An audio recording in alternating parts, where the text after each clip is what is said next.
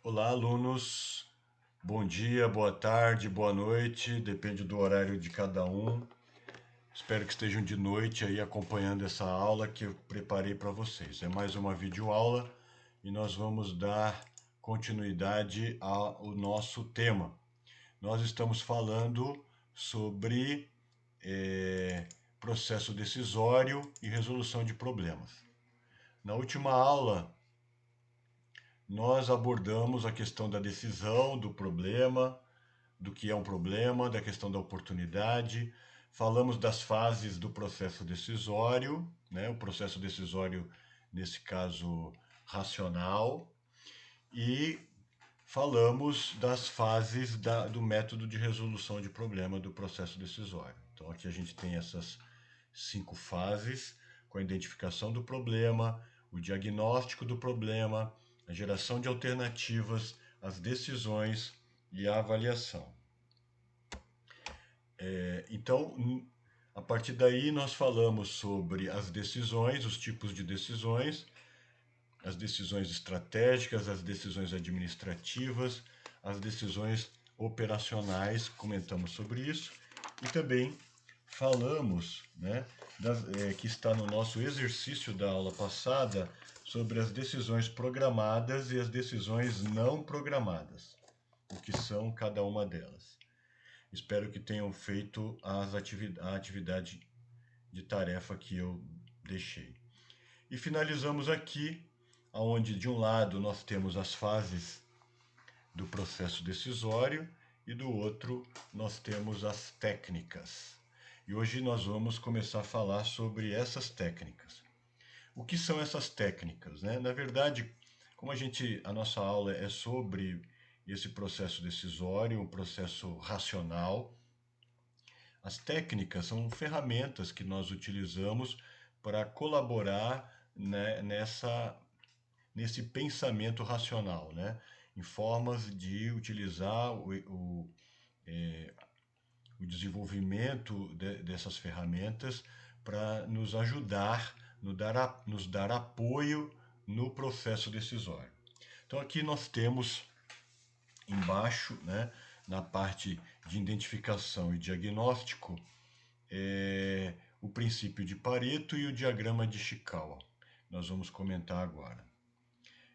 Depois, na fase de geração de alternativas, nós temos aí o MDPO, que é o método de delineamento de problemas, ou também conhecido como paradigma de Rubinstein, o conceito de brainstorm e brainwriting, que na verdade são ferramentas similares em que se utiliza do uso da inovação, do uso da utilização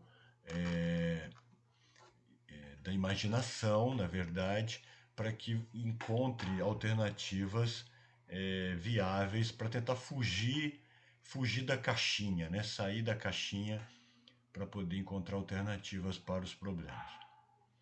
Na quarta fase, nós temos aí a ponderação de critérios e análise de ponto de equilíbrio. São duas ferramentas mais racionalizadas para identificar o uso dessas escolhas, né? Avaliar as escolhas que nós tivemos na alternativa anterior. E por último, avaliar nossa decisão, né? Com as técnicas de identificação de vantagens e desvantagens, coisas que a gente até faz hoje naturalmente, quando tenta fazer uma decisão, quais são as vantagens dessa decisão e quais são as desvantagens dessa e de outras, né? A árvore de decisões também, como se fosse um jogo de xadrez, onde toda decisão tem inúmeras subdivisões e consequências que podem acontecer, e aí eu preciso avaliá-las. E análise de campo de forças, isso normalmente para uma implementação. Ou seja, eu vou implementar, eu preciso saber que forças dentro da organização estarão a favor ou contrárias a essas decisões que eu irei implementar. E é claro, quanto mais poderosas forem essas forças, mais difícil será a implementação. Então é isso, vamos começar falando aqui. Então, aqui, quando a gente discute o conceito de análise técnica das decisões, das fases, né, e das técnicas, é bom compreender essas perguntas, né, que nós temos. Ou seja, a resposta dessas perguntas traz uma condição de racionalidade e discussão para o problema. Então eu tenho lá o problema, né? Preciso saber qual é esse problema, qual é a oportunidade que eu estou encontrando.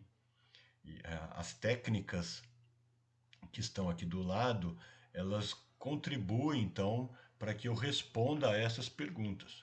Que tipo de prioridades eu vou possuir, que eu tenho? E aí eu tenho a análise de urgência, o diagrama de Ishikawa, né? Quais são os meus objetivos nessa decisão?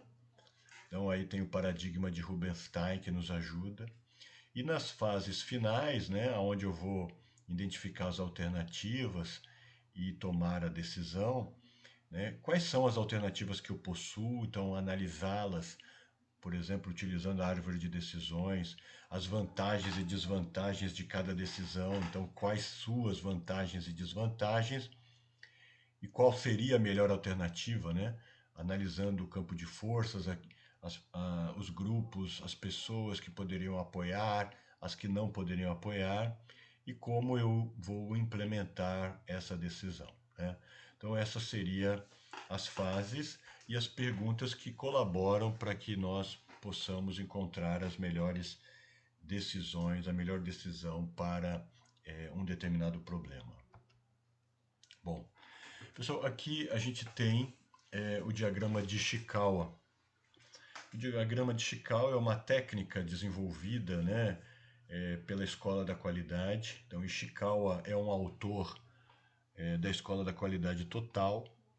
Então, essa técnica vocês vão ver nas teorias da Escola da Qualidade, né, o tal do TQC. Então, Ishikawa ele capacita as pessoas através desse método para que tentem encontrar a relação causa e efeito com um determinado problema, né? Então aqui a gente está vendo aqui nesse caso a técnica dos 4 M's, mas isso pode ir mais longe e também ter mais 2 M's aí, 6 M's. Então a gente tem hoje aqui, né, mão de obra, máquina, materiais, método. Mas nós podemos ter os outros 2 M's, como o meio ambiente e a parte de métrica, né? Como é que eu vou medir a situação. Então aqui nós temos a primeira ferramenta. Então aqui na cabeça do peixe, do Ishikawa, eu faço a pergunta. Eu tenho uma pergunta do problema. Aqui está o exemplo, né? Por que ocorrem problemas na produção? Então, eu vou tentar dissecar esse problema, nesse caso aqui, usando os 4 M's, fazendo essa pergunta olhando o método. Então, por que ocorrem problemas na produção referente a máquinas?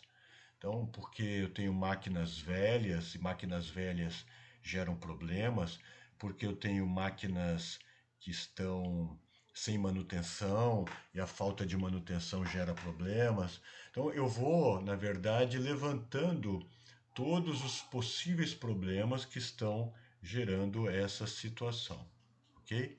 A mesma coisa eu faço com relação à mão de obra, porque ocorrem problemas em relação à mão de obra, porque a mão de obra falta treinamento, não é uma mão de obra especializada, porque ocorrem problemas da produção referente a materiais. Será que os meus materiais estão defasados? Os meus materiais, o meu fornecedor de material está trazendo material de péssima qualidade e isso gera problema na produção? Ou porque ocorrem problemas em relação a métodos, né? Ou seja, que método eu estou usando de produção, esse método não está mais contribuindo para trazer mais eficiência. Então, tudo isso precisa ser analisado, ok? Vou parar por aqui e iniciar em seguida o próximo vídeo. Obrigado.